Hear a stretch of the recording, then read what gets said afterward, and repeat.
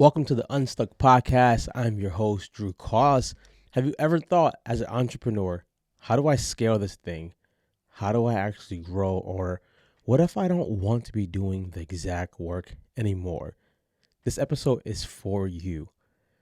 As I make this episode, I'm thinking about a couple conversations that I've had recently and over the past years that have been with entrepreneurs. One of the biggest hurdles or biggest roadblocks with entrepreneurs who have service-based businesses is replacing themselves. If you're a fitness coach and you're trying to hire on another coach, one of the things that happens is you realize that people were coming because of you and not the service. This has happened to me tons of times. I've had tons of coaches and people would go to those classes, but they wouldn't attend the classes as frequently as they did mine. And it wasn't to say that I was better than another coach. It was more so to say that they were coming because something that I was giving them specifically. And we all do that.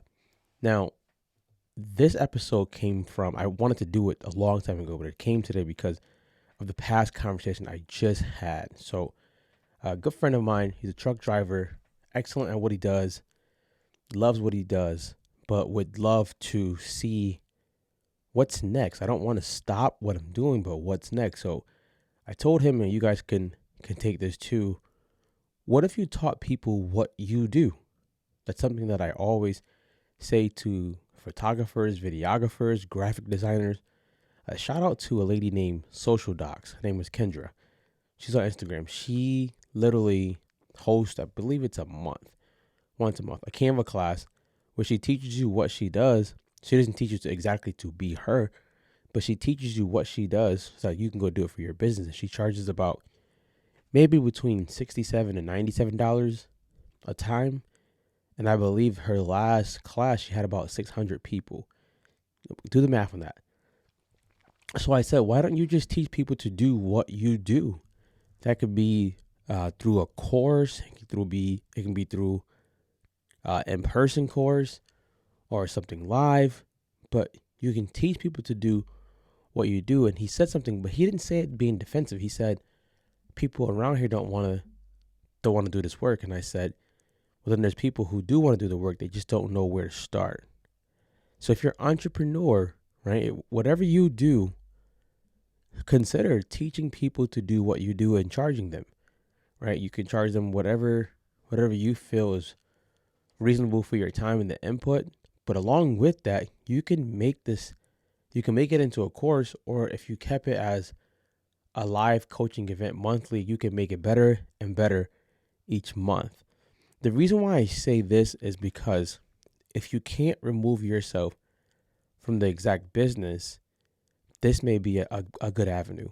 And what you could end up doing if you're feeling burnt out is you can raise your prices as the entrepreneur. If you're not ready to bring on another team member, you can raise your prices because now you probably won't need as much people if you have this other side part of the business growing.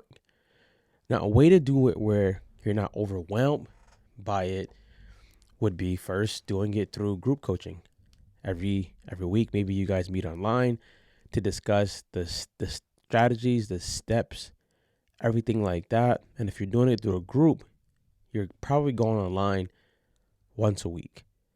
Cool thing with this is if you wanted to offer one-on-one coaching through that, you can do that for a upgraded price, but even just a group model. And you can be ironing out your kinks. You can be getting everything situated so that you could make this something bigger and better. So if you're an entrepreneur, I say this to barbers a lot too, and hairdressers. If you're doing every bit of it, if you're doing washing the hair, doing the hair, styling the hair, wringing them out, if you're doing all of that each time per customer, you don't realize how much money you're probably leaving on the table because A, you're not booking as much people to do the hair because you know you have to do all of those steps. B, you're probably doing all those steps not as well as you could because you have so much in your mind. And then C, you could just hire someone to do one of those steps or two of those steps all the time. The person who washes the hair could be the person who does the wringing out. There you go.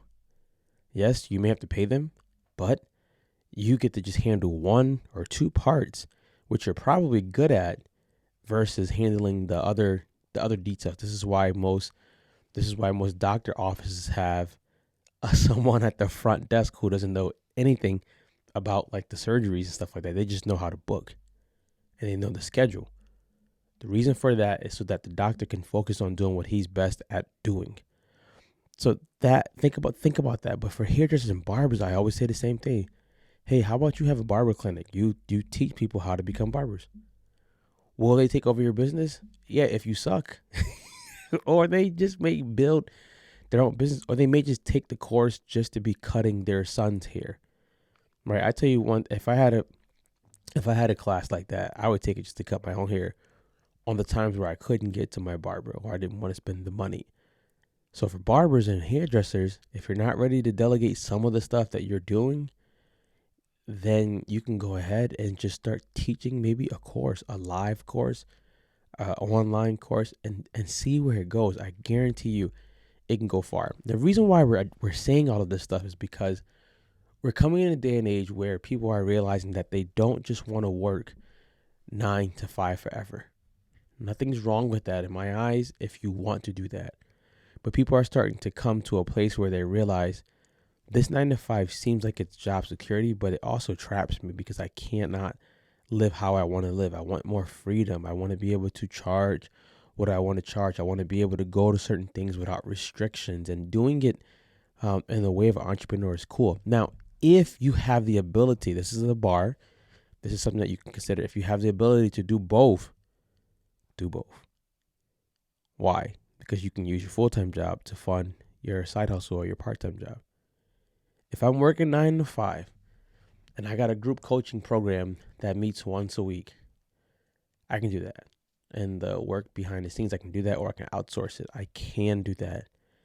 I wish I knew that when I was leaving my full-time job, even though I hated it. But if I would have known that I can grow this other part while this is going on, if you streamline it right, if you get the right people, if you outsource it, outsourcing is so good now where you can just outsource to an independent contractor that's right on like a Upwork or a Fiverr or somebody you know, so they don't have to become a full-time employee. They can just be an independent contractor who you pay based on the work that you have.